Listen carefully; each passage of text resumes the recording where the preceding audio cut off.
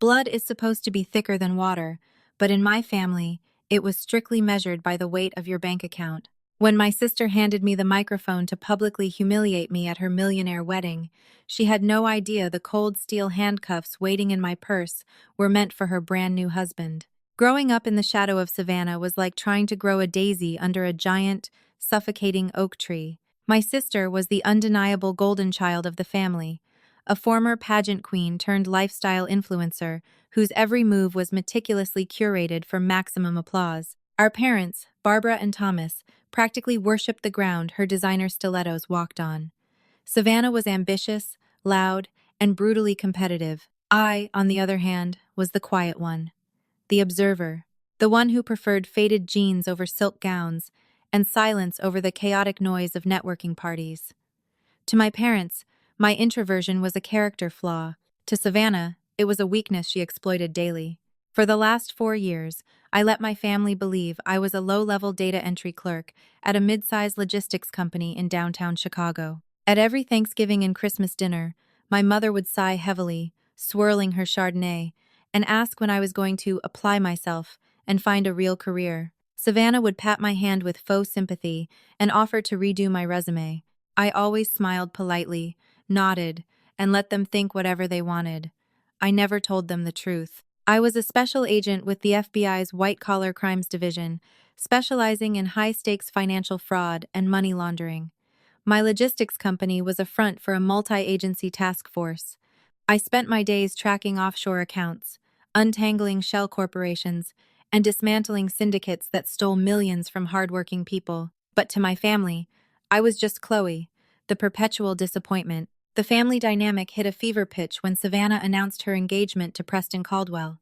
Preston was a walking billboard for new money. He drove a customized matte black Lamborghini, wore watches that cost more than my apartment, and constantly talked about his revolutionary real estate investment firm, Caldwell Equities. My parents were absolutely ecstatic. Finally, Savannah had snagged a billionaire, cementing our family's status in the upper echelons of society.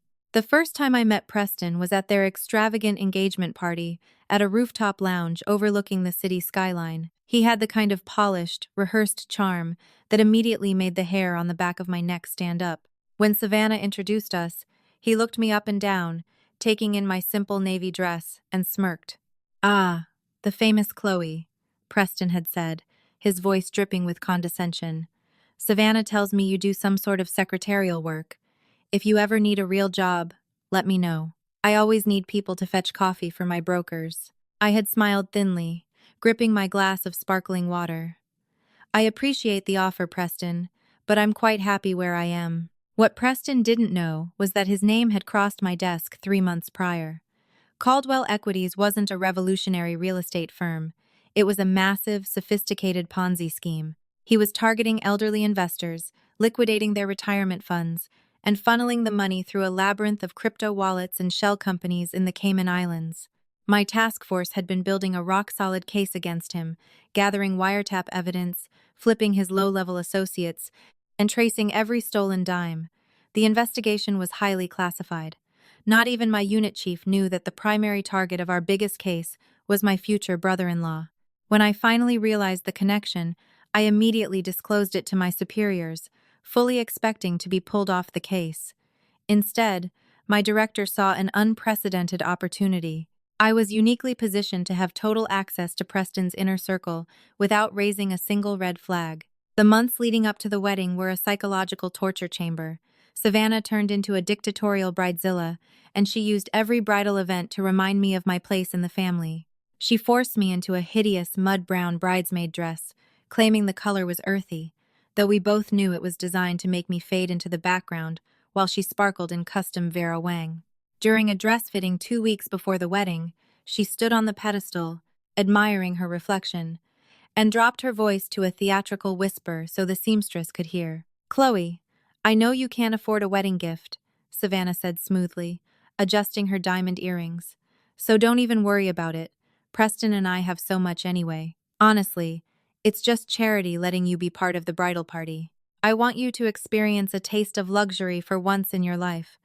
It might inspire you to finally do something with yourself." My mother, sitting on a velvet sofa flipping through a bridal magazine, chimed in. Listen to your sister, Chloe. She's being very generous. You should be taking notes. Preston is a brilliant man. I bit the inside of my cheek so hard I tasted copper. A brilliant man, I thought. A brilliant man who just wired $4 million of stolen pension funds to an account in the Bahamas yesterday at 2 a.m. Thank you, Savannah, I replied, keeping my voice perfectly hollow. I'll definitely remember this generosity. I spent the final week before the wedding sleeping in 2-hour shifts. My partner, Agent Wyatt, and I were finalizing the raid. We had to move carefully. Preston was a flight risk, and he had a private jet fueled and on standby at O'Hare at all times. If we spooked him, he would vanish into a non-extradition country with $50 million of innocent people's money. We needed him cornered, distracted, and completely unaware. And there was no place he would be more distracted than standing at the altar, basking in the adoration of hundreds of people, completely blinded by his own towering ego. The morning of the wedding arrived with a thick, suffocating humidity that matched the tension in my chest. Savannah's venue was an aggressively opulent private coastal estate in Rhode Island, complete with manicured topiary gardens, marble fountains, and a cliffside view of the crashing Atlantic. The price tag for the weekend was easily $500,000 paid for. I knew with absolute certainty, by the life savings of a retired teachers' union in Michigan. Every time I looked at the cascading floral arrangements of white orchids or the crystal chandeliers strung up in the massive outdoor pavilion, my stomach turned. The bridal suite was a chaotic blur of makeup artists, hairstylists, and popping champagne corks. Savannah held court in the center of the room, draped in a silk robe, barking orders at everyone. When I walked in carrying my garment bag, she barely glanced my way. "Chloe, stand over there by the window. You're blocking the lighting," she snapped, waving a mimosa at me. "And please tell me you did something about your split ends. Preston's partners are going to be in the front row, and I cannot have you looking like a street urchin in the background of my vows." "My hair is fine, Savannah," I said quietly, retreating to the corner. I pressed my fingers against my clutch purse. Hidden inside a secret compartment was my FBI badge, my earpiece, and a pair of tactical flex cuffs. Outside the estate, heavily armed federal agents were blending into the catering staff, the valet team, and the security detail. Wyatt was dressed in a sharp tuxedo, posing as a +1 to one of the bridesmaids. Everything was in place. We just needed Preston to be completely boxed in at the altar. As the ceremony hour approached, the atmosphere grew electric. 300 guests took their seats on the sprawling lawn facing the ocean. A string quartet began playing a soaring classical piece. My parents were glowing, practically vibrating with smug satisfaction as they greeted governors, minor celebrities, and wealthy socialites. They were finally getting the high society validation they had craved their entire lives. When it was time to line up, I took my place at the back of the bridal party. The mud-brown dress fit as terribly as I remembered, bunching awkwardly at my waist. I slipped the tiny flesh-colored earpiece into my right ear, letting my loose hair conceal it. "Eagle is in the nest," Wyatt's voice crackled softly in my ear. "Target is at the altar. All perimeter teams are in position. Awaiting your signal, Chloe." "Copy," I breathed silently, adjusting my clutch. The music swelled, and the procession began. I walked down the long, white-carpeted aisle, keeping my eyes fixed straight ahead. Preston stood at the altar, looking like a modern-day Gatsby in a custom white tuxedo jacket. He was grinning, exuding a predatory confidence. When I took my place on the groom's left side, I risked a glance at the crowd. There were at least a dozen of Preston's business associates in the front rows, men my task force had been tracking for months. It was a goldmine. We weren't just taking down the king, we were sweeping the entire board. Then, Savannah made her entrance. The crowd gasped. She looked undeniably flawless, a vision of lace and diamonds. She glided down the aisle to my teary-eyed father, who handed her off to Preston with a handshake that looked more like a business transaction. The officiant, a highly paid local judge, began the ceremony. It was full of flowery rhetoric about destiny, success, and building a prosperous future together. Preston read his vows first, full of hollow promises and arrogant declarations about how only the best belonged together. Then, it was Savannah's turn. She took the microphone from the officiant. She looked at Preston, her eyes shining with practiced tears, but then, A cruel smirk touched the corner of her lips. She turned slowly, her gaze sweeping past the bridesmaids until it locked directly onto me. "You know, Preston," Savannah began, her voice echoing through the massive speakers over the lawn. "Growing up, I always knew I was destined for greatness. I always knew I would find a king. But to truly appreciate success, you have to understand failure." A ripple of confused murmurs rolled through the crowd. My mother stiffened in the front row. "I look at my sister, Chloe," Savannah continued, gesturing toward me with a manicured hand. "Sweet, simple Chloe. The family failure. She spent her life settling for less, stuck in a dead-end desk job, wearing cheap clothes, afraid to take risks. For a long time, looking at her made me sad. But today, standing next to a man as powerful, wealthy, and brilliant as you, Preston, I realized Chloe was just a lesson. She was my cautionary tale. She taught me exactly what I didn't want to be. So, in a way, thank you, Chloe, for showing me the bottom so I could appreciate the top." A heavy, suffocating silence fell over the oceanfront lawn. Some guests gasped quietly, others looked down at their laps in extreme discomfort. Preston threw his head back and laughed, a loud, barking sound of sheer arrogance, clapping his hands together. "Well said, babe," Preston chuckled, leaning into the microphone. "Don't worry, Chloe. We'll send you a postcard from the Maldives." My heart pounded a slow, methodical rhythm against my ribs. The humiliation was supposed to break me, but all I felt was cold, crystalline focus. I looked at Savannah, reveling in her cruel moment of triumph, and then at Preston, laughing at his own untouchable wealth. I reached into my clutch. "Wyatt," I whispered, the microphone picking up the faint sound. "Green light. Take them down." Savannah frowned, lowering the microphone. "What did you just say?" I didn't answer her. I stepped out of the bridesmaid lineup, walking straight toward the center of the altar. The heavy oak doors at the back of the venue suddenly exploded open. The blare of police sirens shattered the serene coastal air, coming from the main gates, the beach access, and the valet driveway. "What the hell is going on?" Preston snapped, his smug smile vanishing as he looked past me. "Preston Caldwell," I said, my voice echoing clearly without the need for a microphone. I pulled my FBI badge from my clutch and held it up, the gold shield catching the afternoon sun.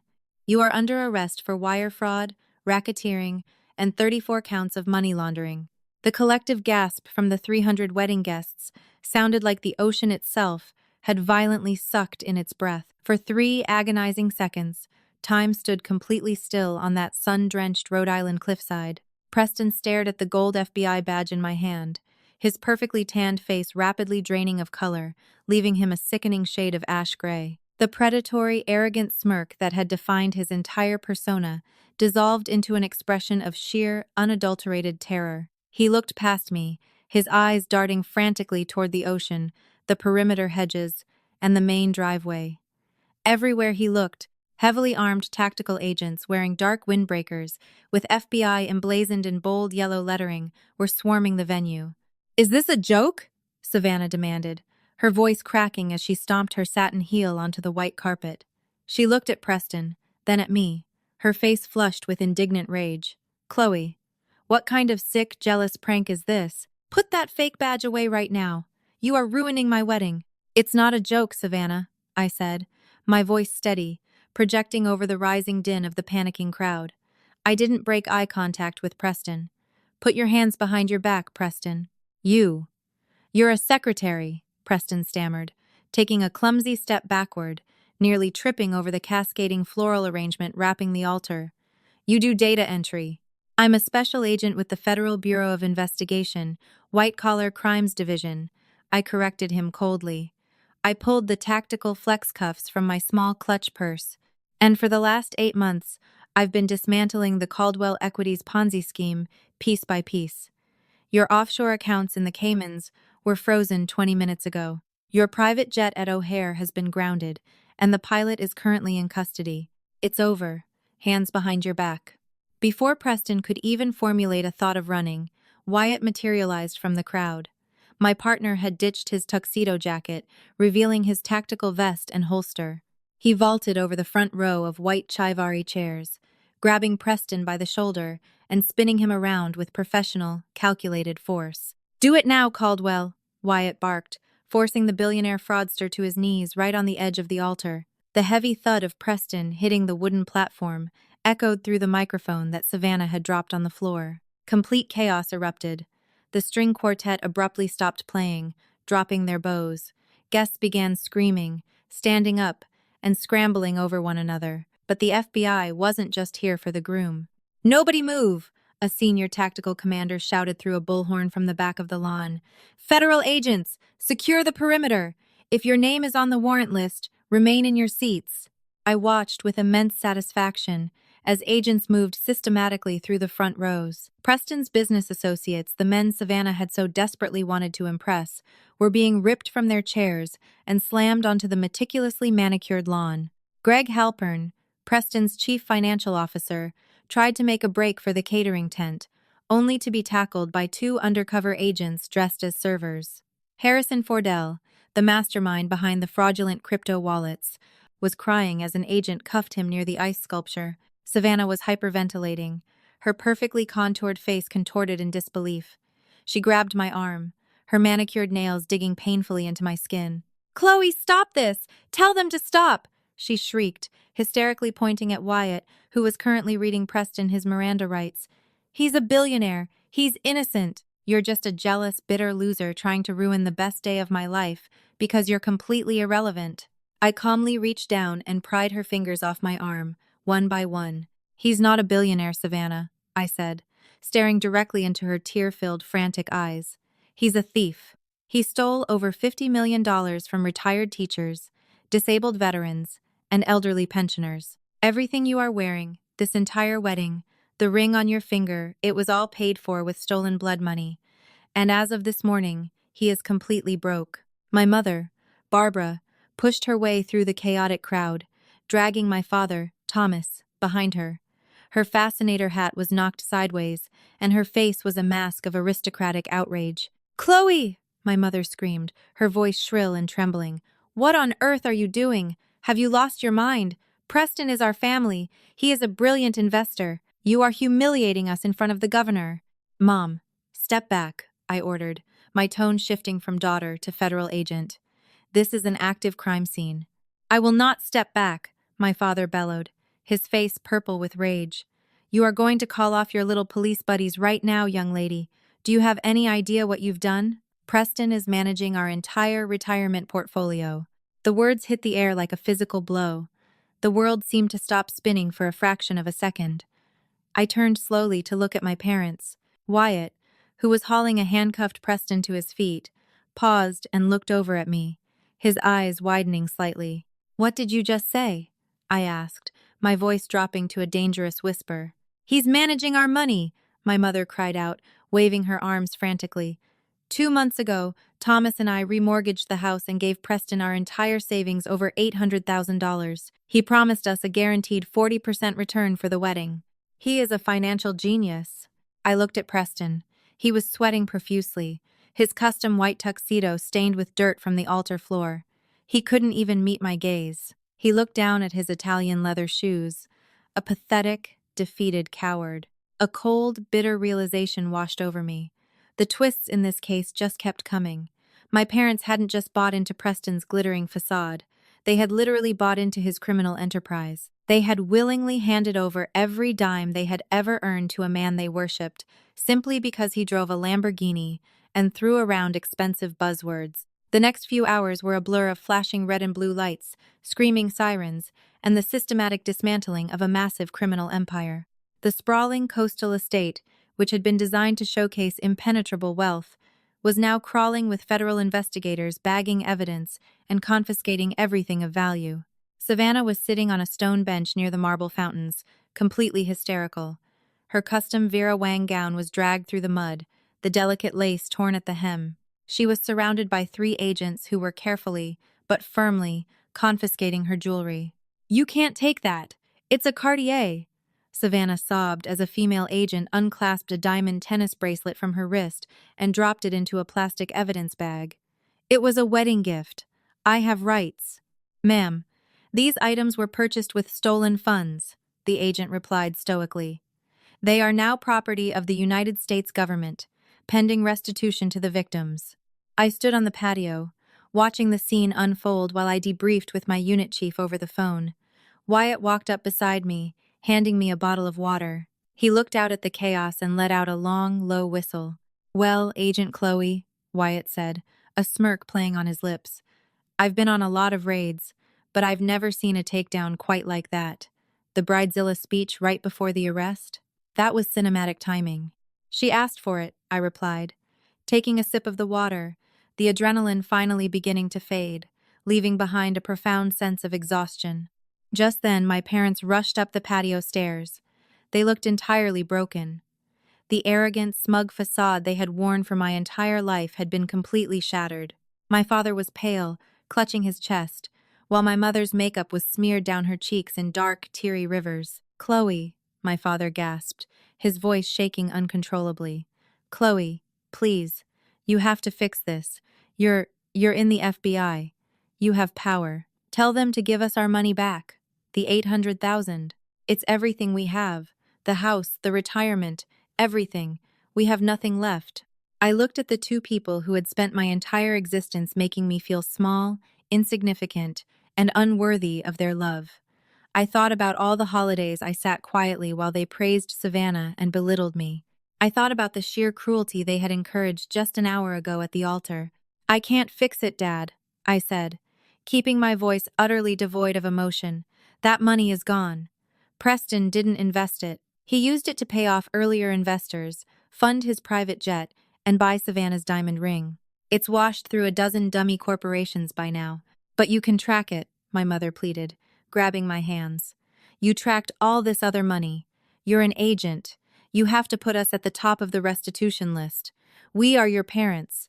"The restitution list is for the actual victims, Mom," I said, gently but firmly pulling my hands away from hers.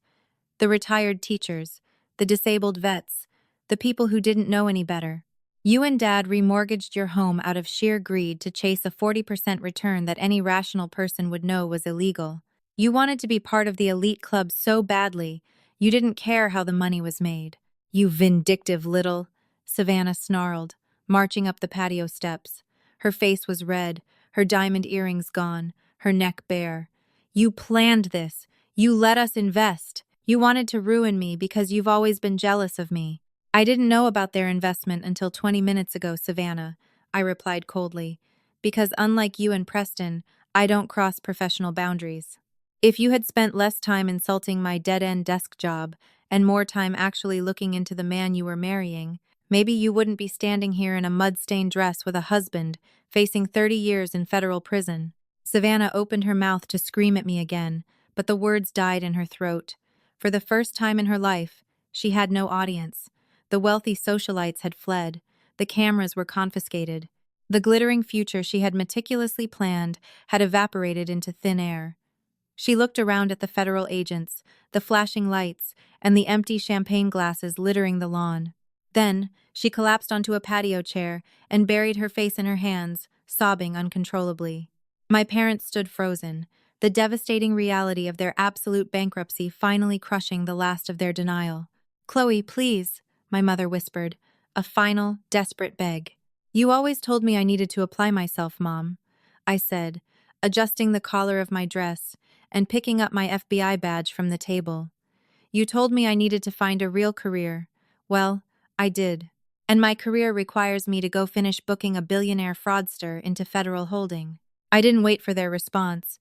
I turned my back on my family, walking down the steps and across the expansive lawn toward the command center vehicles. The air felt lighter now, the oppressive humidity replaced by a crisp, cleansing ocean breeze. For the first time in my life, I wasn't the family failure shrinking in the background. I was Special Agent Chloe, and I had just taken down the biggest fraud ring on the East Coast. Blood might be thicker than water, but justice, I realized, was the sweetest drink of all. If you enjoyed this insane wedding drama and the ultimate justice served at the altar, hit that like button. Have you ever dealt with a toxic family member who got exactly what they deserved? Tell me your story in the comments below. I read every single one. Don't forget to share this with anyone who loves a good plot twist, and subscribe to the channel for more crazy, real-life storytelling. Ring the notification bell so you never miss an upload.